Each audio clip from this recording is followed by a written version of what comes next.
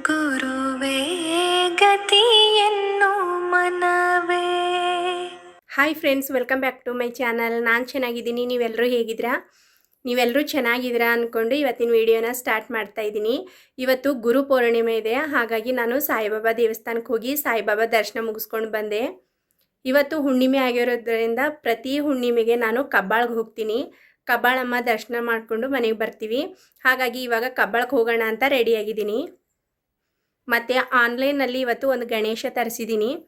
ಕಾರಲ್ಲಿ dash board ಮೇಲೆ ಗಣೇಶ ಇಡೋಕ್ಕೆ ಅಂತ.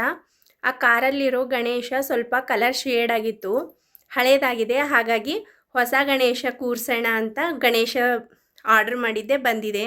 ಗಣೇಶ ವಿಗ್ರಹ ಜೊತೆ ಒಂದು ವೀರಭದ್ರೇಶ್ವರ ದೇವ್ರ ವಿಗ್ರಹನೂ ತರಿಸಿದ್ದೀನಿ. ಅವು ಎರಡನ್ನು ಕಾರಲ್ಲಿ ಇಡ್ತೀನಿ, ಯಾವ ಥರ ಕಾಣಿಸುತ್ತೆ ಅಂತ ನೋಡಿ ಆನ್ಲೈನಲ್ಲಿ ತರಿಸಿರೋ ಗಣೇಶ ಹೇಗಿದೆ ಅಂತ ತೋರಿಸ್ತೀನಿ. ನೋಡಿ ಫ್ರೆಂಡ್ಸ್, ಇದೇ ಆನ್ಲೈನಲ್ಲಿ ತರಿಸಿದ್ದೀನಿ.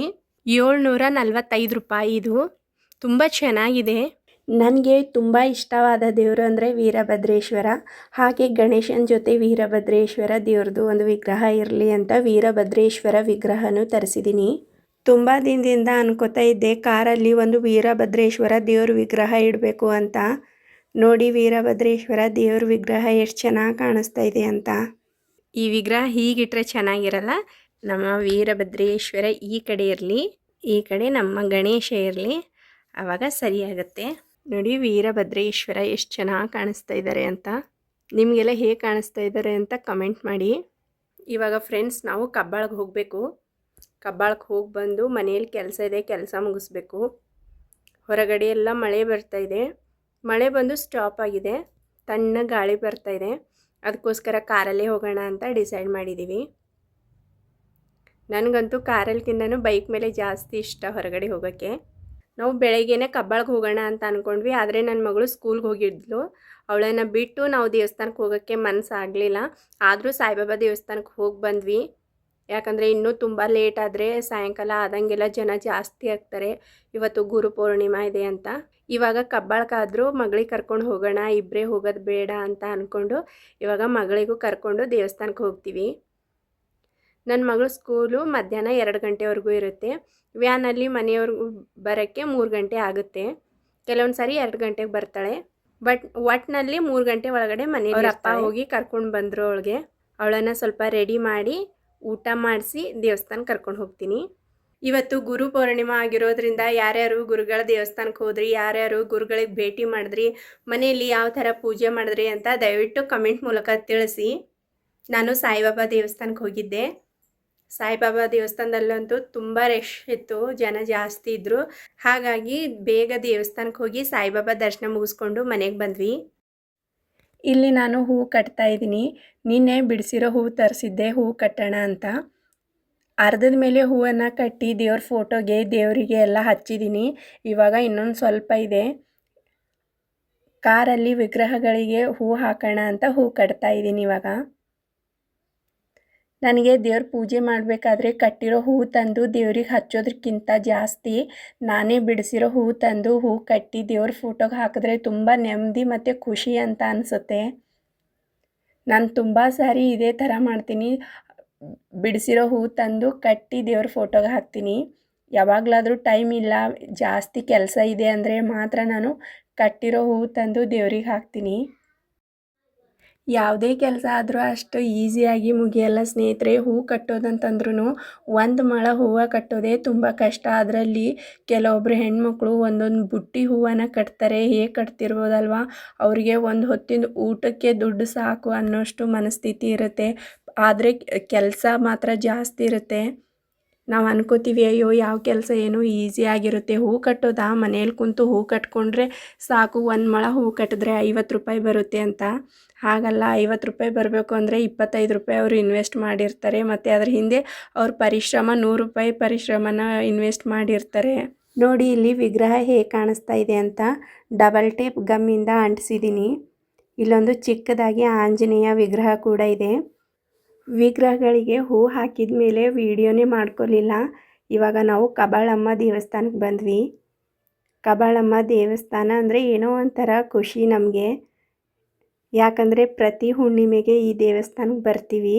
ಇಲ್ಲಿಗೆ ಬಂದ ಮೇಲೆ ನಮಗೆ ತುಂಬ ಏಳಿಗೆ ಆಗಿದೆ, ತುಂಬ ಜೀವನದಲ್ಲಿ ಏಳಿಗೆ ಕಂಡಿದ್ದೀವಿ. ಹಾಗಾಗಿ ಕಬ್ಬಾಳಮ್ಮ ದೇವಸ್ಥಾನ ಅಂದರೆ ಜಾಸ್ತಿ ಅಟ್ಯಾಚ್ಮೆಂಟ್ ಈ ದೇವಸ್ಥಾನದ ಮೇಲೆ.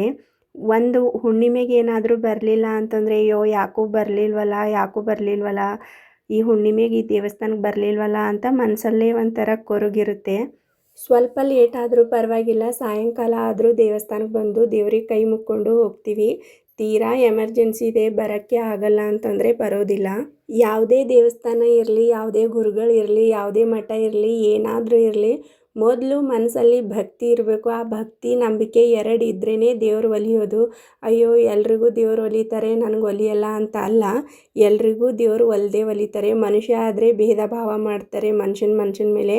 ದೇವರು ಯಾರಿಗೂ ಭೇದ ಭಾವ ಮಾಡಲ್ಲ. ಆದರೆ ನಾವು ನಂಬಿಕೆ ಇಟ್ಟು ಪೂಜೆ ಮಾಡಬೇಕು, ನಂಬಿಕೆಯಿಂದ ಪೂಜೆ ಮಾಡಬೇಕು, ಆವಾಗ ದೇವರು ಒಲಿತಾರೆ. ದೇವರು ಒಲಿತಾ ಇಲ್ಲ ಅಂತಂದರೆ ನಮ್ಮ ಹತ್ರ ನಂಬಿಕೆ ಸ್ವಲ್ಪ ಕಮ್ಮಿ ಇದೆ, ಭಕ್ತಿ ಪೂರ್ತಿಯಾಗಿ ಕಮ್ಮಿ ಇದೆ ಅಂತಲೇ ಅರ್ಥ. ನೀವು ಪೂಜೆಯಲ್ಲಿ ಕಮ್ಮಿ ಪೂಜೆ ಮಾಡಿ ಪರವಾಗಿಲ್ಲ, ಊದ ಕಡ್ಡಿ, ಗಂಧದ ಕಡ್ಡಿ, ಹಣ್ಣು, ಹೂವು ಇದನ್ನು ಕಮ್ಮಿ ಕೊಡಿ, ಆದರೆ ಭಕ್ತಿ ಮಾತ್ರ ಮನಸ್ಸಿಂದ ತುಂಬಿ ಕೊಡಿ. ನಂಬಿಕೆ ಅಂತೂ ತುಂಬ ಇಡಿ ದೇವ್ರ ಮೇಲೆ, ಯಾವ ದೇವ್ರ ಮೇಲಾದರೂ ನಂಬಿ, ಆದರೆ ನಂಬಿಕೆ ಫುಲ್ ಇಟ್ಟು ಭಕ್ತಿ ಫುಲ್ ಇಟ್ಟು ಪೂಜೆ ಮಾಡಿದಾಗ ದೇವ್ರು ಹೆಂಗ್ರಿ ಒಲಿಯಲ್ಲ, ಒಲಿತಾರೆ. ನಾವು ದೇವಸ್ಥಾನಕ್ಕೆ ಹೋಗೋಷ್ಟೊತ್ತಿಗೆ ಸಾಯಂಕಾಲ ಆಗಿತ್ತು, ಅಂದರೆ 6:30 7 ಗಂಟೆ ಆಗಿತ್ತು. ಅದಕ್ಕೋಸ್ಕರ ದೇವಸ್ಥಾನದ ಒಳಗಡೆ ಪೂಜೆ ನಡೀತಾ ಇತ್ತು. ಇಲ್ಲಿಂದ ಆರಾಮಾಗಿ ದೇವಸ್ಥಾನದ ಒಳಗಡೆ ಹೋದ್ವಿ. ಅಲ್ಲಿ ಪೂಜೆ ನಡೀತಾ ಇತ್ತು ಅಂತ ಅಲ್ಲೇ ನಿಂತ್ಕೊಂಡಿದ್ರು ಎಲ್ಲರೂ ಕ್ಯೂವಲ್ಲಿ. ನಾವು ಅಲ್ಲೇ ನಿಂತ್ಕೊಂಡ್ವಿ. ನಿಂತ್ಕೊಳ್ಳೋದು ಏನಕ್ಕೆ, ಪೂಜೆ ನಡೀತಾ ಇದೆ ಅಂತ ಅಲ್ಲೇ ಕೂತ್ಕೊಂಡೆ. ನನಗೇನು ಮುಜುಗರ ಇಲ್ಲ. ದೇವಸ್ಥಾನದಲ್ಲಿ ಕೂತ್ಕೊಳ್ಳೋದು, ಲೈನಲ್ಲಿ ಕೂತ್ಕೊಳ್ಳೋದು ಅಂತಂದರೆ ಪುಣ್ಯ ಮಾಡಿರಬೇಕು. ಅದು ಬಿಟ್ಟು ನಾವು ನಿಂತ್ಕೊಂಡು ಫೋಸ್ ಕೊಡ್ತೀವಿ, ನಾವು ಕೆಳಗಡೆ ಎಲ್ಲ ಕೂತ್ಕೊಳ್ಳಲ್ಲ ಅಂತ ಎಲ್ಲ ನಾಟಕ ಎಲ್ಲ ಮಾಡಲ್ಲ ನಾನು. ದೇವಸ್ಥಾನದ ಎದುರು ದೇವ್ರ ಮುಂದೆ ಎಲ್ಲರೂ ಒಂದೇ, ದುಡ್ಡು ಇರೋರು ಅಷ್ಟೇ, ದುಡ್ಡು ಇಲ್ಲದೆ ಇರೋರು ಅಷ್ಟೇ, ಎಲ್ಲರೂ ಒಂದೇ. ಅದಕ್ಕೋಸ್ಕರ ನಾನು ಆ ಲೈನಲ್ಲೇ ಕೂತ್ಕೊಂಡೆ. ಯಾಕಂದರೆ ದೇವಸ್ಥಾನದಲ್ಲಿ ಪೂಜೆ ನಡೆಯೋಕ್ಕೆ ಇನ್ನೂ ಅರ್ಧ ಗಂಟೆ 1 ಗಂಟೆ ಆಗುತ್ತೆ. ಅಲ್ಲಿವರೆಗೂ ನಾವು ಬೇಸರ ಮಾಡಿಕೊಂಡು ಮುಖನೆಲ್ಲ ಸಣ್ಣಕ್ಕೆ ಮಾಡಿಕೊಂಡು ಪೂಜೆ ಯಾವಾಗ ಮುಗಿಯುತ್ತಪ್ಪ ಅಂತ ಅಂದ್ಕೊಳ್ಳೋದಕ್ಕಿಂತ ಕ್ಯೂ ಅಲ್ಲಿ ನೀಟಾಗಿ ಕೆಳಗಡೆ ಪೂಜೆಗೆ ಕೂತ್ಕೊಂಡ್ರೆ ಪೂಜೆ ಆರಾಮಾಗುತ್ತೆ ಅಂತ ನಾನು ಕೂತ್ಕೊಂಡ್ಮೇಲೆ ನನ್ನನ್ನು ನೋಡಿ ಎಲ್ಲರೂ ಒಬ್ಬರಾದ್ಮೇಲೆ ಒಬ್ಬರು ಎಲ್ಲರೂ ಕೂತ್ಕೊಂಡೇ ಬಿಟ್ಟರು. ಹೌದು, ಒಬ್ಬರು ಒಂದು ಒಳ್ಳೆ ಕೆಲಸ ಮಾಡಬೇಕು ಮೊದಲು, ಆವಾಗಲೇ ಎಲ್ಲರೂ ಕೂತ್ಕೊಳ್ಳೋದು. ಇಲ್ಲಾಂದರೆ ನಾನು ಹೇಳ್ತಾ ಇರೋದು ಏನಂತಂದರೆ, ಲೈನಲ್ಲಿ ನಿಂತ್ಕೊಂಡ್ರೆ ತುಂಬ ಗಲಾಟೆ ಆಗಕ್ಕೆ ಸ್ಟಾರ್ಟ್ ಆಗುತ್ತೆ. ಮಕ್ಕಳೆಲ್ಲ ಇರ್ತಾರಲ್ವ, ಕಿರ್ಚಾಡಕ್ಕೆ ಸ್ಟಾರ್ಟ್ ಮಾಡ್ತಾರೆ, ಅಳ್ತಾರೆ. ಅದಕ್ಕೋಸ್ಕರ ಕೂತ್ಕೊಂಡ್ರೆ ಸ್ವಲ್ಪ ಆರಾಮಾಗಿ ಕೂತ್ಕೋಬೋದು ಲೈನಲ್ಲಿ ಅಂತ ನಾನು ಈ ಲೈನಲ್ಲೇ ಫಸ್ಟು ನಾನು ಕೂತ್ಕೊಂಡಿದ್ದಾದಮೇಲೆ ಒಬ್ಬರು ಎಲ್ಲರೂ ಕೂತ್ಕೊಂಡ್ರು. ದೇವಸ್ಥಾನದಲ್ಲಿ ತಾಯಿ ದರ್ಶನ ತುಂಬ ಚೆನ್ನಾಗಾಯಿತು. ತಾಯಿನ ಅಲಂಕಾರ ತುಂಬ ಚೆನ್ನಾಗಿ ಮಾಡಿದರು. ಕಣ್ಣಾರೆ ತುಂಬ ಚೆನ್ನಾಗಿ ನೋಡಿಕೊಂಡು, ಕಣ್ಣು ತುಂಬಿಸ್ಕೊಂಡು, ಕೈ ಮುಗಿದು ದೇವರ ಆಶೀರ್ವಾದ ತಗೊಂಡು ಮತ್ತೆ ಬರ್ತೀವಮ್ಮ ಅಂತ ಹೇಳಿ ವಾಪಸ್ ಬಂದ್ವಿ. ಸ್ನೇಹಿತರೆ, ಮೊದಲು ನಾವು ಒಳ್ಳೆಯವರಾಗೋಣ, ಆಮೇಲೆ ಬೇರೆಯವರಿಗೆ ಒಳ್ಳೇದು ಮಾಡಿ ಅಂತ ಹೇಳೋಣ. ಕೆಲವೊಂದು ಸಾರಿ ನಮ್ಮ ಮಾತು ಕೇಳದೇ ಇರೋ ಜಾಗದಲ್ಲಿ ನಾವು ನಿಂತ್ಕೋಬಾರ್ದು. 10 ಜನ ಸೇರಿ ಒಂದು ಕೆಟ್ಟ ಕೆಲಸ ಮಾಡ್ತಾ ಇದ್ದಾರೆ ಅಂತಂದರೆ ಅಲ್ಲಿ ನಾವು ಇದ್ದರೆ ನಾವು 11ನೇ ಒಬ್ಬರು ಆಗ್ತೀವಿ ಕೆಟ್ಟ ಕೆಲಸ ಮಾಡೋಕ್ಕೆ. ಅದಕ್ಕೋಸ್ಕರ ನಾವು ಕಣ್ಣಾರೆ ನೋಡಿ ಕೆಟ್ಟ ಕೆಲಸ ನಡೀತಾ ಇದೆ ಅಂತಂದರೆ ಅಲ್ಲಿ ನಿಂತ್ಕೋಬಾರ್ದು. ಕೊಲೆ ಮಾಡಿದ್ರೆ ಮಾತ್ರ ಕೆಟ್ಟ ಕೆಲಸ ಅಲ್ಲ, ಒಬ್ಬರನ್ನು ಹಾಳು ಮಾಡೋದು, ಒಬ್ಬರ ಬಗ್ಗೆ ಗೊತ್ತಿಲ್ಲದೇ ಕೆಟ್ಟ ಮಾತಾಡೋದು, ಒಬ್ಬರದ ಬಗ್ಗೆ ಒಬ್ಬರಿಗೆ ಹೇಳೋದು, ಇದು ಕೂಡ ಕೆಟ್ಟ ಕೆಲಸನೇ. ಇದನ್ನು ಬಿಟ್ಟು ಬೇರೆಯವ್ರ ಮನಸ್ಸಿಗೆ ನೋವು ಆಗೋ ಥರ ನಾವು ಯಾವುದೇ ಕೆಲಸ ಮಾಡಿದ್ರೂ ಅದು ಕೆಟ್ಟ ಕೆಲಸ. ಕರ್ಮಕ್ಕೆ ಬಿಟ್ಟುಬಿಡಿ, ಏನಾಗುತ್ತೋ ಅದು ಆಗಲಿ ಅಂತ. ನಾವೇನೇ ದೇವರಾಗಿ ಎಲ್ಲನೂ ಸರಿ ಮಾಡ್ತೀವಿ ಅಂತಂದರೆ ಅದು ಸರಿ ಆಗಲ್ಲ. ಕರ್ಮ ಧರ್ಮ ಎಲ್ಲ ನೋಡ್ಕೊಳ್ಳುತ್ತೆ. ಯಾವ್ಯಾವ ಟೈಮಲ್ಲಿ ಏನೇನು ಮಾಡಬೇಕು ಆ ದೇವರು ನಿಶ್ಚಯ ಮಾಡಿರ್ತಾರೆ. ಆ ದೇವ್ರ ಕೆಲಸ ದೇವ್ರು ಮಾಡಲಿ, ನಮ್ಮ ಕೆಲಸ ನಾವು ಮಾಡಬೇಕು. ಹಾಗಾಗಿ ಮೊದಲು ನಾವು ಒಳ್ಳೆಯವರಾಗಿರೋಣ, ಬೇರೆಯವರಿಗೆ ಒಳ್ಳೆಯವರಾಗಿ ಅಂತ ಹೇಳೋಣ. ಅವರು ಕೇಳಲ್ಲ ಅಂತಂದಮೇಲೆ ಆ ಕೆಟ್ಟ ಜಾಗದಲ್ಲಿ ನಾವೇ ನಿಂತ್ಕೋಬಾರ್ದು. ಸ್ನೇಹಿತರೆ, ನಾನು ಹೇಳೋದಿಷ್ಟೇ, ಮೊದಲು ನಾವು ಒಳ್ಳೆಯವರಾಗೋಣ, ಬೇರೆಯವರನ್ನು ಬದಲಾಯಿಸಬೇಕು ಅಂತ ಯಾವತ್ತೂ ಹೋಗಬಾರ್ದು. ಯಾಕಂದರೆ ಬೇರೆಯವರನ್ನು ಬದಲಾಯಿಸಬೇಕು ಅಂತ ಹೋದಾಗ ಅವರು ತಪ್ಪನ್ನೇ ಕಂಡುಹಿಡಿತೀವಿ, ಅವ್ರ ತಪ್ಪುಗಳನ್ನು ಪಾಯಿಂಟ್ಔಟ್ ಮಾಡಿ ಹೇಳೋಕ್ಕೆ ಸ್ಟಾರ್ಟ್ ಮಾಡ್ತೀವಿ. ಆವಾಗ ನಮಗೆ ಗೊತ್ತಿಲ್ಲದಂಗೆ ನಾವೇನೇ ಕೆಟ್ಟವರಾಗ್ಬಿಡ್ತೀವಿ. ಅದಕ್ಕೋಸ್ಕರ ನಮ್ಮ ಜೀವನನ ನಾವು ಒಳ್ಳೆಯ ರೀತಿಯಲ್ಲಿ ಬದುಕಬೇಕು. ಅವ್ರ ಜೀವನನ ಅವ್ರಿಗೆ ಹೇಗೆ ಬೇಕೋ ಹಾಗೆ ಬದುಕ್ತಾರೆ. ಅವ್ರ ತಪ್ಪು, ಅವ್ರ ಒಪ್ಪು, ಅವ್ರ ಧರ್ಮ, ಅವ್ರ ಕರ್ಮ, ಅವರು ಟೈಮ್ ಬಂದಾಗ ಅವ್ರಿಗೆ ಅರ್ಥ ಆಗೇ ಆಗುತ್ತೆ. ಹಾಗಾಗಿ ನಮ್ಮ ಜೀವನನ ಮೊದಲು ನಾವು ಜೀವಿಸ್ಬೇಕು.